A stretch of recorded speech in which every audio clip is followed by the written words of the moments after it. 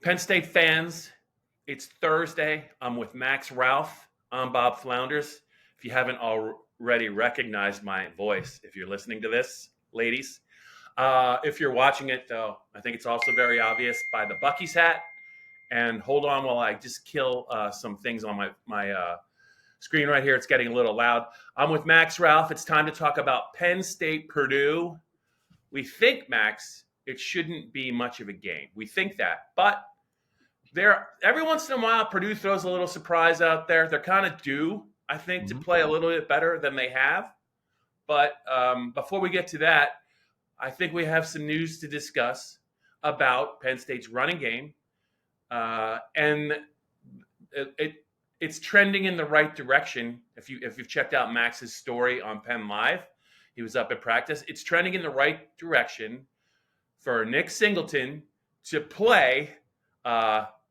Without giving too much away, I just want to say this. I think I remember before the UCLA game, Max, that James was pretty confident Nick could go. It seems like he's doubling down on that. I think if he said it again after Nick didn't play against UCLA, I think Nick better play on Saturday. Yeah, like you said, I was out at practice last night at Holuwa Hall, and we don't necessarily know what's going on with Nick Singleton, but left in the second half of that Washington game and never came back. He was out there at practice, and by all accounts, he looked just fine. He went through the drills. He did the ball security drills. He was getting beat with pads from coaches. Like he was taking handoffs. He was going through agility drills. Like he looked fine. He was doing practice in full. And so James Franklin basically just said, I'm confident he's going to be ready to go, with the caveat that the medical decisions aren't always up to him. Yeah. So I don't necessarily know what that means. If I was reading between the lines, it's one of those situations where he's cleared to practice, but not necessarily cleared for a game.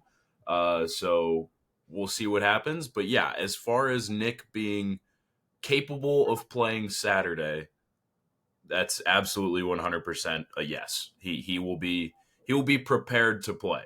Whether he plays, I'd say that's the only question. If I had to guess, I'd say yes. Mm-hmm. But like James Franklin said, that's technically still a decision that has to be made. Yeah, and there's probably let's just flesh this out, Max. Penn State gets up big early, and Penn State has a chance to get maybe they use him selectively.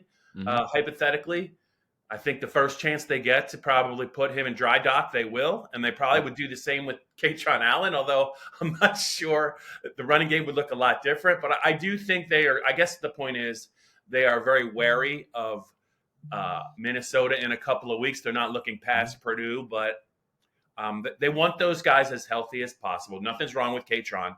They want those guys as healthy as possible for really what is probably the most challenging remaining regular season game on their schedule.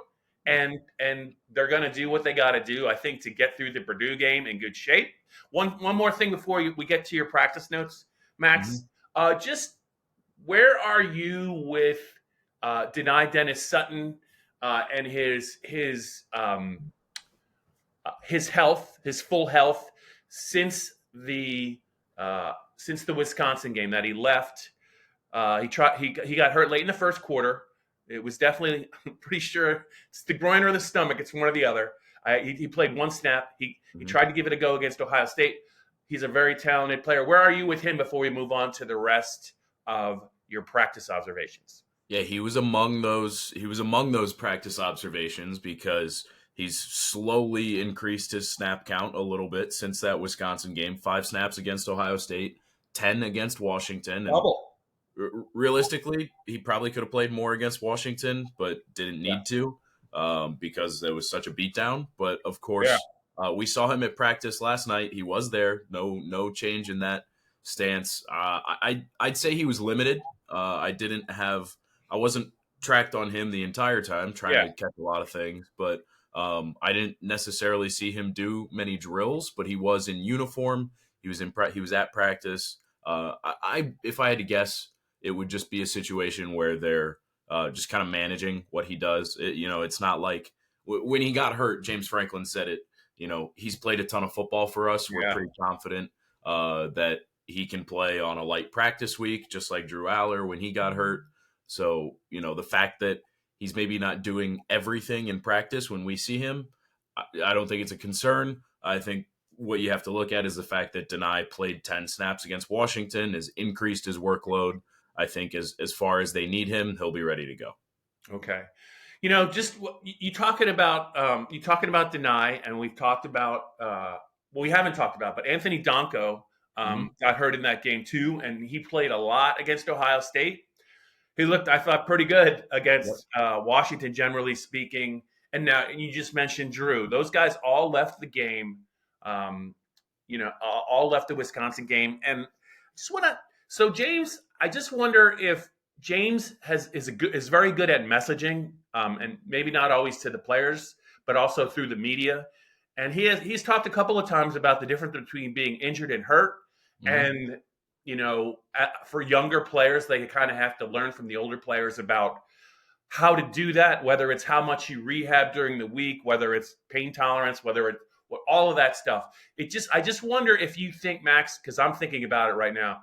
You think that was kind of like just kind of a call to the Penn State players from James, because he said it twice, and it seems like it's been a pretty positive response. Not that it wouldn't have been anyway, but I'm just wondering if James went out of his way just to bring that up, just to kind of remind the players.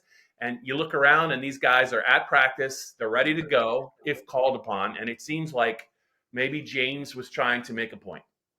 No, I absolutely think he was making a point, because I do, if I'm remembering correctly, he kind of made a not so subtle reference to that in specific, talking about Anthony Donko and his status. Right. That's so right. I know, I think he's absolutely making a pointed call to his players and saying, yeah, you're gonna have to play hurt at this point in the season. This is Division I, Big Ten college football. Everybody deals with stuff. Donko he did not start against Ohio State, but he ended up coming in and playing, I think, 38 snaps, if I got the number correct still. And then he looked fine against Washington. Yeah. So I think he's one of those guys, because he's, unlike Nittany, he's only a first-year starter right now. He has not played a lot of football, which factors into the thing, like James has said. So I just think it's a trust thing for your own body, learning your own body and being able to play through some stuff, but also just, doing the right things in rehab and getting with the trainers and everything. And I think James was pointed for a reason, because it was not necessarily just Donko, but he was talking about it with Donko's injury. I don't necessarily think Nittany falls under that umbrella, because he was hurting pretty bad at the Wisconsin game. And I think that his is more of a gradual comeback thing. But, there's definitely other guys on this roster. I mean, look at Nick Singleton. He himself has told us that he's been banged up this year. Obviously hasn't told us what it is specifically, but he's been banged up and he's played through some of it. And he looked really good against Washington until he had to come out again. So, it's absolutely a thing, Bob. I know you and I have talked about it a lot throughout the season, but it's just a fact of life when you're playing in the Big Ten. Yeah, and James is there to remind them, in case they forget, that is the standard, I think, as James and his players like to say, and that's part of it. So, Max, any other practice observations we should get to before we divvy up this Purdue-Penn State matchup? Yeah, I actually we got the chance to talk with Khalil Dinkins and Nolan Rucci and Elliot Washington last night. I didn't get enough time to spend with Elliot, but I talked to the other two guys at length, and they were really interesting. James, when we were still talking to him, made a really good note about Tyler Warren, where he was like, I guess they do team shares every week. Like, somebody gets up and tells a story about themselves, whatever, and Tyler basically said he never thought he was going to play at Penn State when he was a freshman here, and just never thought it would work out. He's behind a couple of good tight ends, whatever. Yes. Obviously, that is not the case. He is a phenomenal player and has played a lot at Penn State. But Khalil Dinkins was talking about that message and just said it's a good sign for the young tight ends, including himself, that you put the work in, whatever, you'll get there. It's worth it, because Penn State has turned out tight ends at a good rate. But the guy I really want to highlight is Rucci because obviously he's been a huge story. I mean, ever since he was coming out of high school, dad's a letterman. He was the number one prospect in Pennsylvania, and he didn't come to Penn State to start off. He went to Wisconsin and didn't play a whole lot. Everybody knows the story generally with him, but he's back, and I believe this is only the second time that we've talked to him since the spring when he transferred in. And I want to give him serious props because he just seemed a heck of a lot more comfortable when he was talking to us. I enjoyed the conversation with him. He went in depth on what it's taken for him to gain some weight because he came in at 298, he said, and is up to 315. And that was kind of the thing that was keeping him from playing at Wisconsin was he couldn't put the weight on. Yeah. So he's up to 315, said he feels comfortable there and really likes it. And Bob, I mean, you can maybe speak to this as well, but I do think that there's been a noticeable improvement throughout the season for Nolan as he's played more this year. Yeah, I think it's safe to say that, and it gets lost, I think, with the media, maybe even the coaches and the fans, just getting comfortable in new surroundings, just fitting in with your teammates. And when you're a 298-pound offensive tackle that's like 6'8" when you get here, it's a big deal that you have to add not a couple pounds, but you probably need to add at least 20. He's still, I mean, to see him with his helmet off, he still looks, I don't want to say skinny, but he still looks like if he wanted to, or if it was possible, he could probably add another 15 pounds. And he has a frame to add weight. And I think that is something that as long as he is playing football, he's always going to be trying to get a little bigger. Myself, at my age, I'm trying to get a little smaller, so I'm a little jealous. I'm a little jealous of Nolan, but eventually that his metabolism will catch up to him. But in all seriousness, I'm with you. I don't know if it was over the summer or late in spring. We had to wait a little bit after practice, and he finally came out. I was impressed with him then. I thought he was very, very thorough in all his responses. He was thoughtful. I mean, he didn't blow any questions off. He addressed some things head on. Not that he was asked anything really, really taxing, but to circle back to what Tyler Warren said, it's daunting to be a young Penn State tight end because not all of them are Pat Fryermuth or even Mike Gesicki, who got going. I think Mike Gesicki was in his third year in 2016 when he got going. Pat, it was as a true freshman you could see it, but sometimes it doesn't always pan out that way. And Tyler Warren, I don't think, was a very, very coveted recruit, but man, there's something to be said for sticking to it. Trying to improve little by little, and when you get the opportunity, you seize it. And it's probably no different from a guy like Nolan Rucci, right? Yeah. Next year, I know Penn State's pretty keen on their tackles, Drew Shelton and Anthony Donko, and they have some others. But I mean, he could be. I would expect he'll be even better next year. I think he's going to learn a lot from this experience and the way Penn State does some things.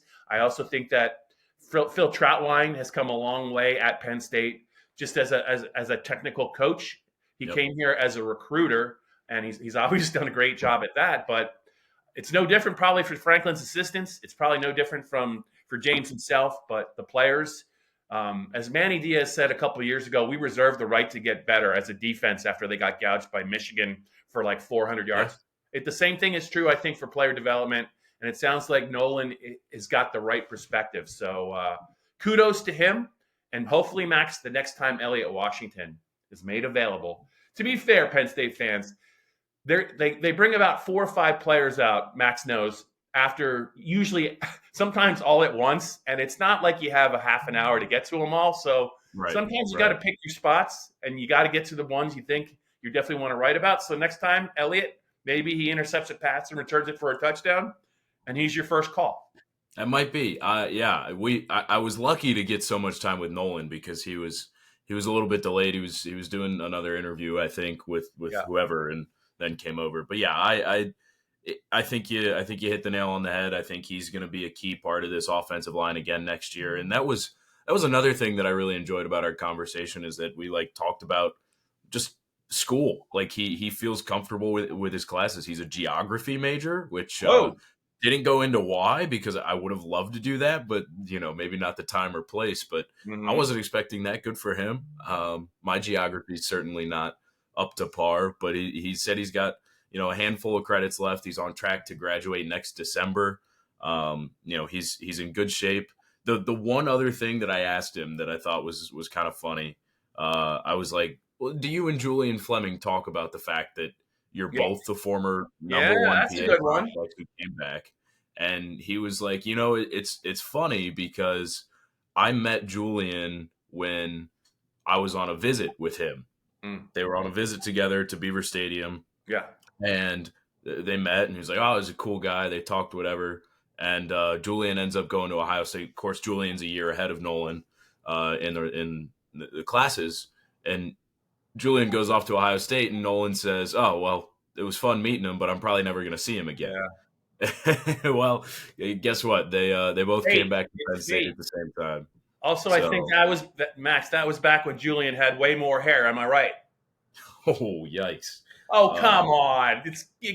That's like Fisher with dynamite. I'm sure he gets all kinds of ribbing from his teammates. Like everyone's got issues. He just got like a little bit of a receding hairline. It's not a big deal. Penn State fans know I'm just kidding mostly. So Max, on the Blue White Breakdown here, let's get out of this conversation before I get myself in too much trouble. And let's briefly discuss some of the particulars surrounding Penn State's trip to West Lafayette to play a Purdue team that is winless in the Big Ten. And, other than maybe a spirited effort against, I think it was Illinois, where I think they combined to score like 99 points and they lost by 1. It's just been a really, really, I would say, deflating year for the players and the coaches there. Penn State's a 4-touchdown favorite. And it's hard to make a case. They do have some good players, some individual talent. They definitely do, but it's just not nearly enough to deal with some of the bigger, better teams in the Big Ten. So when you envisioned the matchup and when you were about to give your pick, what stood out to you for both teams? What is the worst case scenario for Penn State? And what is the worst case scenario for Purdue? Yeah, I don't know. I think James made a little mention of this in his Monday press conference, and I guess I didn't realize this right away. But Purdue fired its offensive coordinator Graham Harrell midway through the year, and Ryan Walters, the head coach, has taken over the offensive play calling. Yeah. Which Walters was formerly the defensive coordinator at Illinois. He is not an offensive-minded guy. So it's a bit of a weird happenstance in college football. So I think that was kind of where I looked. Purdue has played really tough competition lately. They've had Ohio State and Oregon in their past 3 games. Yes. And both of those, they were shut out. Yeah. I think Penn State's defense is up to par with both of those two.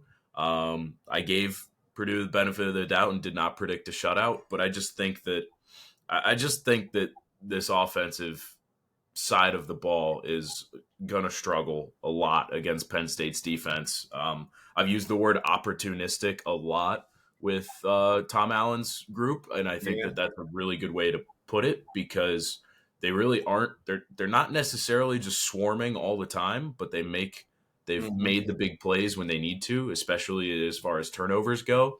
I think that when I looked at this, the worst case scenario for Purdue is, of course, another shutout. Yeah. Because of how this offense has played, and I think the worst case scenario for Penn State is if they allow more than like 15 points. No, that is fair, and I do think that A shutout is certainly possible. I don't want to say I feel bad for Purdue because there's no love lost in major college football. There's no pity. There's no pity at this level. You got to dig yourself out. You got yourself in trouble. You got to get yourself out. I do think I just want to tell Penn State fans, regardless of the score, there's a couple of really, I think, really good players on the Purdue team. The running back is in another offense with maybe some other talent around him is fairly formidable and productive. He runs hard, Maccabee. Yep. But the guys that I'm going to be watching on defense, they have a couple of edge rushers. One is like a fourth or fifth year guy that I think he's got like 40 tackles for loss or something in the last 3 years. I think he might have led the Big Ten in tackles for loss, or was close last year. He's a good player. They have a young edge rusher too that he's long and lanky, and I think as he fills out, he's a guy he might be a transfer portal target for other teams, Max. And most of all, Max, they have I think he's a second-year defensive back that I think he's going to play in the NFL and play at a high level. I think he was the freshman of the year. I think his last name is Thielman or something like that. Very good player, leads the team in tackles. These guys, I think, when you're in a situation like this and you're Purdue, I know we got to talk about Penn State.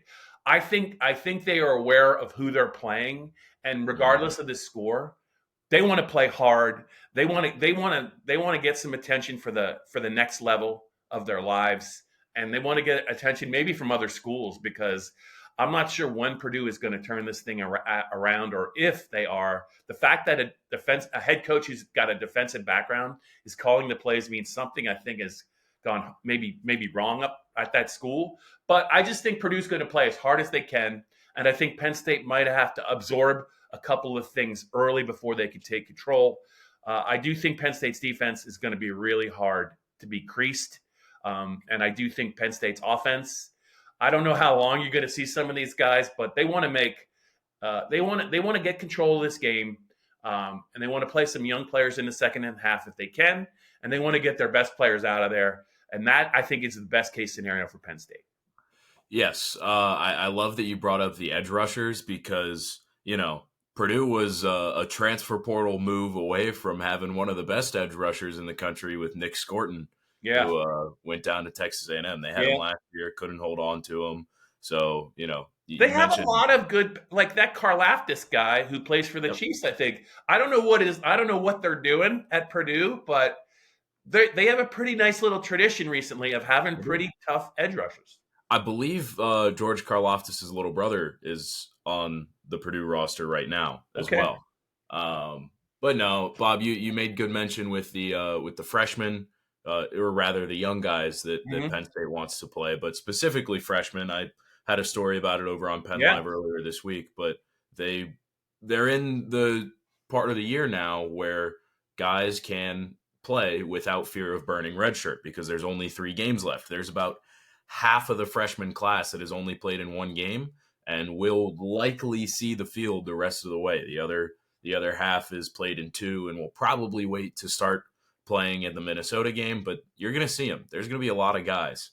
If you want to refer to what I wrote in our predictions that you can also find on PennLive, I shouted out wide receiver Tysier Denmark, who I was a little surprised that he hasn't played more this year and burned his red shirt. He's a good looking prospect, is he not? He is, absolutely. Everything he does in practice looks smooth, and that's kind of what we've heard from everybody around him, whether it's other wide receivers or the quarterbacks. They just say he looks good as a wide receiver. Like he's twitchy, looks like he could perform out of the slot well, and he's just generated a lot of buzz ever since he got on campus in the summer. So for that reason, I was a little surprised that he didn't end up burning his red shirt, because he has been – we can always kind of tell at practice, too, with who's wearing a scout team uniform and who's not. He hasn't worn one all year, and he's only played in 1 game. So I think these final 3 games, especially when Penn State is still in some capacity trying to find another playmaker at receiver alongside Harrison Wallace, I think it's going to be interesting to watch him the rest of the way. All right, Max, you're going first. Score me. All right, 41-3. We almost did it again. If we would have done it again, Max, I'm going hard. I'm going way out of my way to ensure we don't replicate. But gosh darn it, yeah, that was close. That was very close. So you like the young receiver. I said in my prediction, he's played a lot more, but I think Luke Reynolds is going to score a touchdown in this game. My score is 36-3, Max. So we were not that far off. Once again, for some reason, I just have a feeling that something's going to happen in this game where they're going to have a chance for points. And like Washington did in the whiteout game, if they get a chance to score on Penn State's defense, they're going to settle for a field goal. It could even be late in the game like Washington did, or in the second half. But you have 41-3. I have 36-3. Anything else for you, Max, here on the Blue-White Breakdown? I just want to say, I think you, Johnny, and I all had Purdue scoring 3 points. So if they do, we look like geniuses. If they don't, we look like idiots together. So well, I mean, like, it's 3 points. I would say, but we look like idiots before we made our predictions, Max. Let's get that straight. But this would just be a double down on our idiocy. I do feel pretty good, though. I feel good about, at the very least, I think Purdue will have a chance to score from in. They're gonna be threatening at some point in this game, and I'm not trying to pile on Purdue, but I do think they're going to have a really good opportunity to score at least once in this game. I don't think it's going to be a shutout. I said it. Yeah, no, I'm with you. That's why I predicted 3 points. Yeah. I do think, whether it's when the second team defense is in or whatever, I think you're right. Purdue is, they're at home too. That stadium, it actually tends to have a decent environment. Like I remember, they boil her up, Max. They boil her up. In the 2022 season, Penn State opened the year out there on a Thursday night, and the stadium was rocking. I'll give them credit. Like there's a reason why they've pulled out some crazy wins over the years, but this just isn't a good team. They have a few talented pieces. They don't have a lot of talent on the whole. Yeah. They've been beaten down. They're 1-8, 0-6 in the Big Ten. They just don't have a lot. They have 2 games. Everybody has 3 games left on their schedule at this point, but they specifically have 2 games that if you're a Purdue fan, you say the guys are going to come out and want to win this one. Of course, it's going to be against the number 4 team in the country. And then when you get that old Oaken bucket in a couple weeks. So, Max, before we go, I'm going to go back to this. Have you ever in your life been referred to athletically as twitchy? Have I? No. Me neither. Me neither, Max. That's a we quick. We share something. I still think there's time for me. I'm not sure about you. All right, yeah, I'll take that. I'm more of a. I was gonna say I'm more of a straight line runner, but even that's a lie. So, I think we've overshared way too much with the Penn State fans, and we should probably put a bow on this Blue-White Breakdown podcast. It's Purdue week, Bob. It is Purdue week, and we'll be back, guys, to talk to you next week.